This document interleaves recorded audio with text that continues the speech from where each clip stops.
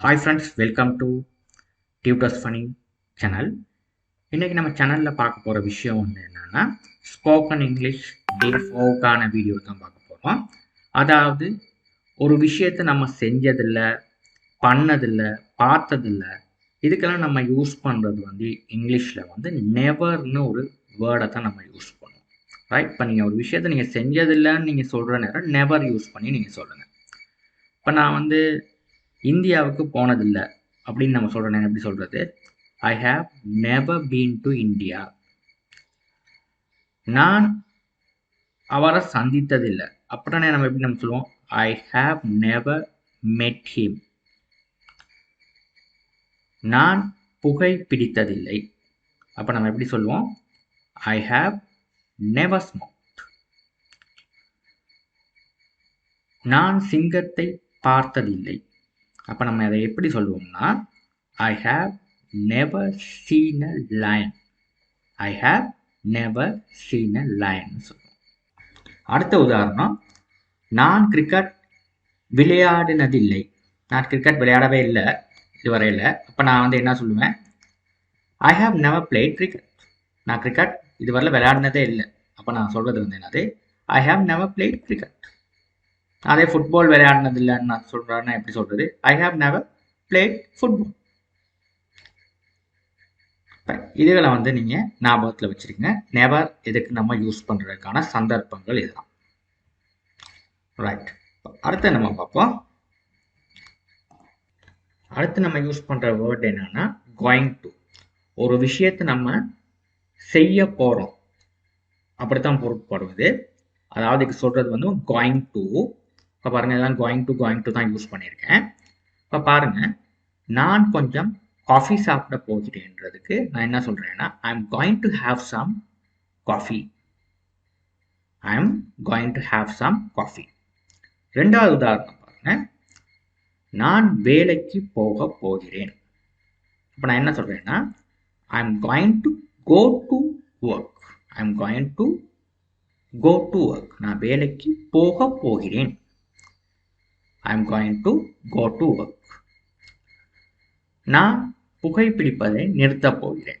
அப்போ என்ன சொல்கிறேன்னா, I am going to go to I am going to stop smoking. I am going to stop ஸ்மோக்கிங்னு சொல்லுவோம். சரியா? அடுத்து, நான் ஒரு புத்தகம் படிக்கப் போகிறேன். I am going to read a book. I am going to read a book. அடுத்து, நான் ஒரு படம் பார்க்க போகிறேன். நான் ஏதாவது ஒரு படம் பார்க்க போகிறேன். அப்போ நான் என்ன பண்ண சொல்கிறேன்னு சொல்லுங்க நம்ம, ஐ am going to watch a film. Watch a film சொல்லக்கூடாது. அதாவது நம்மளுக்கு பிடிச்ச ஒரு படம் ஒன்று பார்க்க போகிறதா இருந்தால் நம்ம நமக்கு ஏதாவது தேர்ந்தெடுத்து ஒரு படம் ஒன்று பார்க்க போகிறோம்னா த மூவி போடலாம். ஏதாவது ஒரு படம் நம்ம பார்க்க போகிறோம்னா, ஏதாவது போகிற படம் ஏதாவது ஒன்று பார்க்க போகிறோம்னா நம்ம சொல்லுவோம் வந்து ஐ am going to watch a film. அதே மாதிரி தான் ஒரு புக் ஒன்று ரீட் பண்ணுற நேரமும், நம்ம யூஸ்வலி ரீட் பண்ணுற ஒரு புத்தகத்தை நம்ம ரீட் பண்ண போகிறோம்னா I am going to read the புக்னு சொல்லலாம். நம்ம ஏதாவது ஒரு புத்தகம் லைப்ரரியில் போய் ரீட் பண்ண போகிறோம்னா I am going to read a book. I am going to read a book. Right? இப்போ இங்கே வந்து நம்ம வந்து த எதுக்கு யூஸ் பண்ணுறோம், ஏ எதுக்கு யூஸ் பண்ணுறதுன்றதை வந்து நம்ம பிறகு வீடியோஸில் பார்ப்போம். ரைட்? இப்போ நீங்கள் ஞாபகத்தில் வச்சுக்கிடுங்க. ரைட்? ஹர் புக் ஏன் போடுறோம், த புக் எதுக்கு யூஸ் பண்ணுறோம். ரைட்? ரைட். அடுத்து நான் பார்க்க போகிறது வந்து do you mind if I. இது வந்து ஞாபகத்தில் வச்சுங்க. Do you mind if I, do you mind if I, do you mind if ஐன்னு சொல்லி நீங்கள் ஞாபகத்தில் வச்சுக்கிறீங்க. இது வந்து ஒரு விஷயத்தை வந்து நம்மளுக்கு ஆட்சேபனை இருக்கிறதான்ற மாதிரி ஒருத்தவங்ககிட்ட கேட்குறது. ரைட்? அதாவது ஒரு பெர்மிஷன் மாதிரி கைண்ட்லி கேட்குறது நம்ம. ரைட்?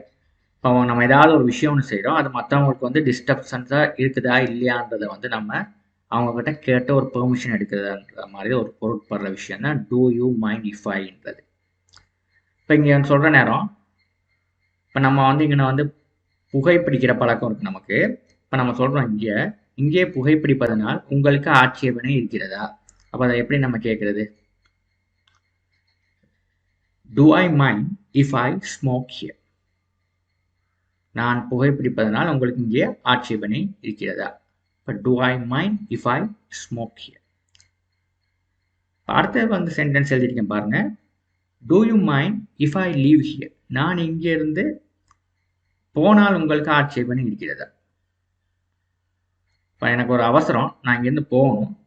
அப்போ நான் வந்து அவர்கிட்ட கேட்கலாம், ஒரு பெர்மிஷன் வரும், நம்ம பாஸ் இருக்காரு. அப்போ நான் கேட்கலாம், Do I mind if I leave here? Do I mind if I leave here? அடுத்து நான் வந்து இந்த இடத்துல உட்காந்தா உங்களுக்கு ஆட்சேபனை இருக்கிறதான்ற மாதிரி கேட்குறது. நான் எப்படி Do I mind if I sit here? Right. இப்போ ஒரு ஆட்சேபம் ஒருத்தவங்கிட்ட நம்ம பெர்மிஷன் எடுக்கிற மாதிரி. ரைட். இப்போ வந்து நம்ம ஒரு ட்ரிப் ஒன்று போகிறோம். நம்மளோட ஃப்ரெண்ட் ஒருத்தர் இருக்காரு. இப்போ நான் அவரையும் இந்த ட்ரிப்புக்கு நம்ம கூட்டிகிட்டு போகிற நேரம் உங்களுக்கு மற்றவங்களுக்கு ஆட்சேபனை இருக்குதா நம்ம கேட்போம்ல. இப்போ அதை நம்ம இப்போ கேட்கலாம். Do you mind if he comes with you? இப்போ உங்களோட அவர் வந்து வர்றதுக்கு வந்து ஆட்சேபனை இருக்கிறதா? அவன் உன்னுடன் வருவதில் ஆட்சேபனம் இருக்கிறதா? Right. Do you mind if he comes with you? He போடுற நேரம் comes வரணும். Do you mind if he comes with you? அடுத்து இன்றிரவு அவர்கள் இங்கே தங்குவதனால் உங்களுக்கு ஆட்சேபனை இருக்கிறதா? ரைட். இப்போ நம்ம ஒரு ட்ரிப்புக்கு ஃப்ரெண்ட்ஸ் எல்லாம் கூப்பிட்டு போகிறோம்.